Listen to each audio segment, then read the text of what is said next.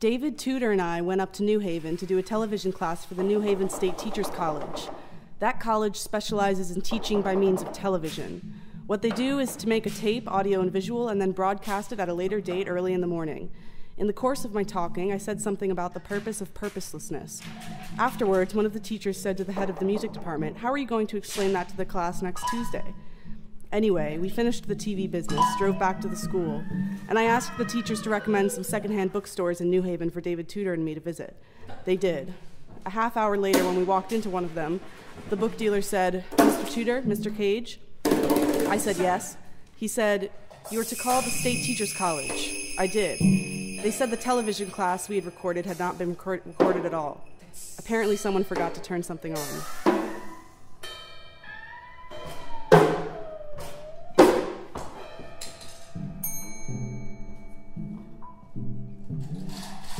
Peggy Guggenheim, Santamasso, and I were in a Venetian restaurant.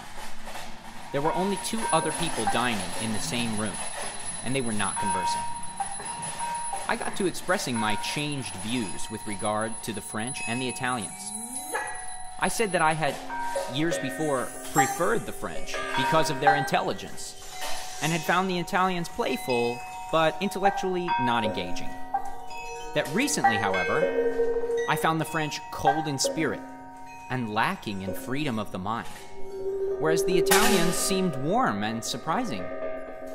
Then it occurred to me that the couple in the room were French. I called across to them and said, "Are you French?"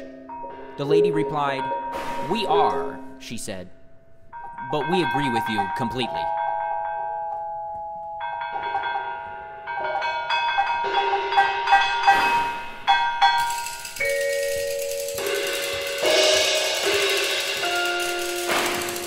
Once when Lois Long was on a mushroom walk led by Guy Nearing, a mushroom was found that was quite rare. Guy Nearing told Lois Long that it was Pleurotus masticatus. They then walked along, and Lois Long, realizing she had already forgotten the name of the mushroom, said to Guy Nearing, "I just can't get the name of that mushroom into my head.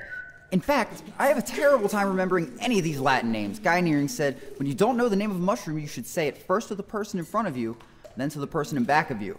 Soon, you'll find you remember it."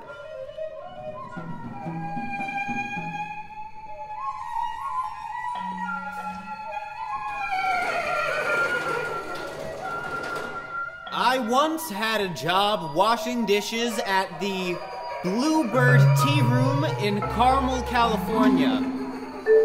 I worked 12 hours a day in the kitchen. I washed all the dishes and pots and pans, scrubbed the floor, washed the vegetables, crates of spinach, for instance, and if the owner came along and found me resting, she sent me out to the backyard to chop up wood. She paid me $1 a day.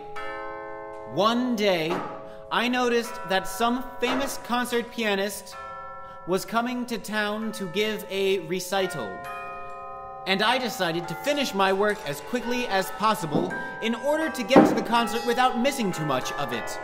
I did this as luck would have it. My seat was next to that of the lady who owned the Bluebird Tea Room, my employer.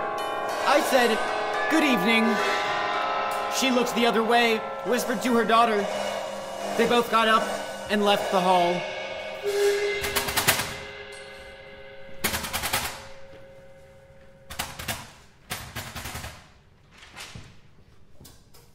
Lois Long who designs textiles, Christian Wolf and I climbed Slide Mountain along with Guy Nearing and the Flemings, including Willie. All the way up and down the mountain, we found nothing but Colibia Planphila, so that I began to itch to visit a cemetery in Millerton, New York, where in my mind's eye, Pluteus cervinus was growing. By the time we got back to the cars, our knees were shaking with fatigue and the sun had gone down. Nevertheless, I managed to persuade Lois Long and Christian Wolf to drive over to Millerton. It meant an extra 100 miles. We arrived at the cemetery at midnight. I took a flashlight out of the glove compartment, got out, and first hastily and then carefully examined all the stumps in the ground around them. There wasn't a single mushroom growing. Going back to the car, I fully expected Lois Long and Christian Wolf to be exasperated. However, they were entranced. The aurora borealis, which neither of them had ever seen before, was playing in the northern sky.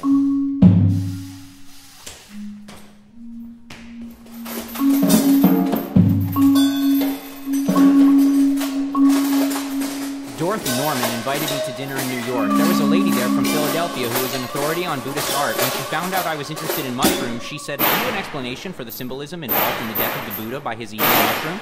I explained that I'd never been interested in symbolism, that I preferred just taking things as themselves, not as standing for other things. But then a few days later, while wrestling in the woods, I got to thinking. I recalled the Indian concept of the relation of life and the seasons. Spring is creation, summer is preservation, fall is destruction, winter is quiescence. Mushrooms grow most vigorously in the fall, the period of destruction, and the function of many of them is to bring about the final decay of rotting material. In fact, as I read somewhere, the world would be an impassable heap of old rubbish were it not for mushrooms and their capacity to get rid of it. So I wrote to the lady in Philadelphia. I said, "The function of mushrooms is to rid the world of old rubbish. The Buddha died a natural death."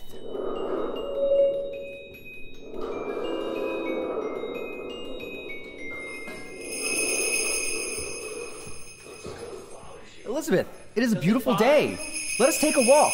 Perhaps we will find some mushrooms. If we do, we shall pluck them and eat them. Betsy Zogbaum asked Marion Powys Gray whether she knew the difference between mushrooms and toadstools. I think I do, but considering, my dear, how dull life would be without a little uncertainty in it.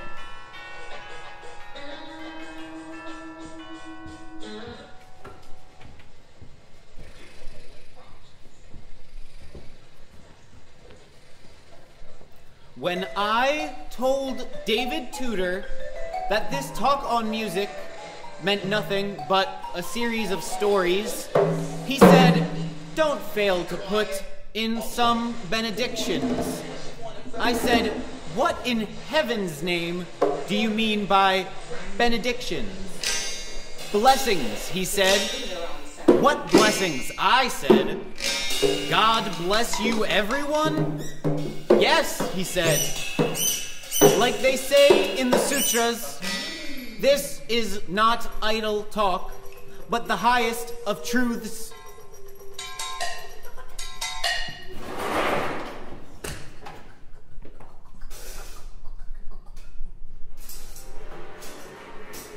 A very dirty composer was attempting to explain to a friend how dirty a person was whom he had recently met.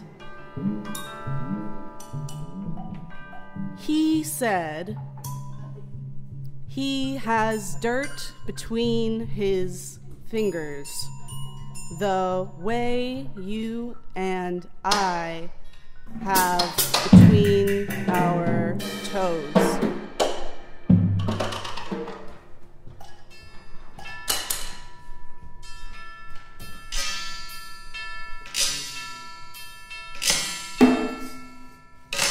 Staying in India and finding the sun unbearable, Miss Chorus Marwami decided to shop for a parasol.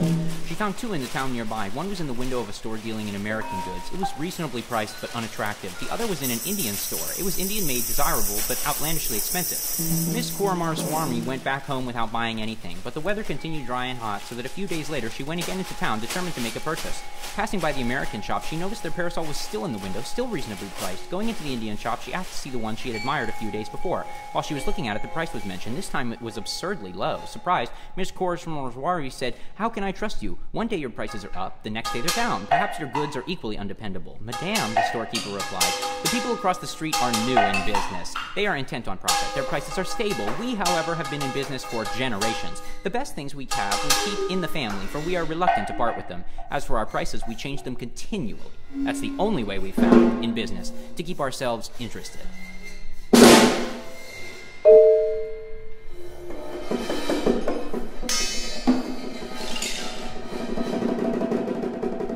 Last October, when it was terribly dry, I went to visit the Browns in Rochester. I didn't take along any mushroom books, even though I knew that Nobby and I would spend most of our time walking through the woods. No matter where he lives, he gets a hold of those United States Coast and Geographic Survey quadrangle maps. He studies them carefully and with their aid explores the countryside conscientiously. He's not a botanist. He's more of a hiker. He He likes a good view and solving the puzzle of how to get out of the woods once he's in them. He took me to a swampy area, ordinarily no doubt impassable, but because of the drought, quite easy to explore. There, to my surprise, we discovered a white tricholoma growing in rings larger than any I'd ever seen before.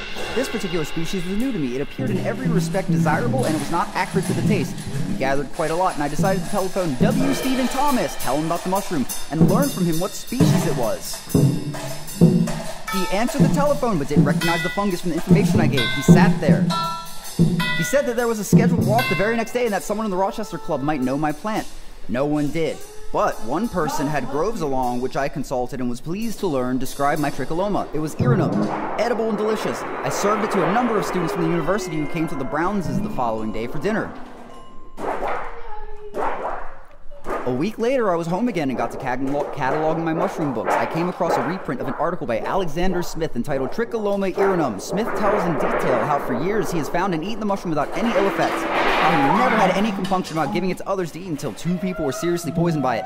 He studied their case quite carefully since he is himself so often sickened by fungi, but not by this one.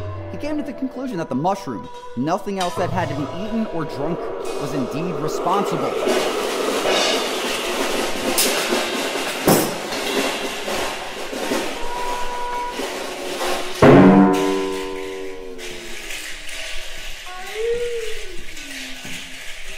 David Tudor gives the impression of not being overly fond of mushrooms, but one night he had 2 helpings of morels and then finished the dish completely, including the juice.